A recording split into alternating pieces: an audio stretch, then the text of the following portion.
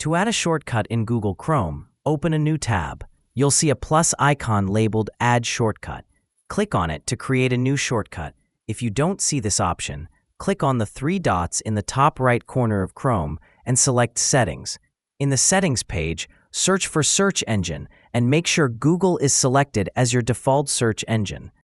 If it's set to something else, you can change it to Google. Now, go back and open a new tab. When you click on your profile picture or the menu, you may see some default shortcuts like YouTube, Play Store, Google, and others. To add your own shortcut on the homepage, click the Add Shortcut button.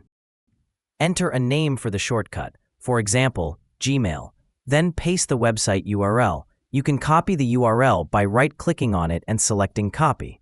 Then paste it into the URL field.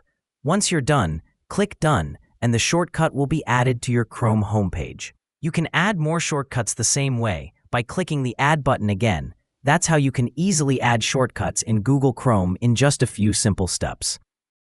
If you found this tutorial helpful, hit the like button, share this video, and subscribe for more useful tech tutorials. Thanks for watching.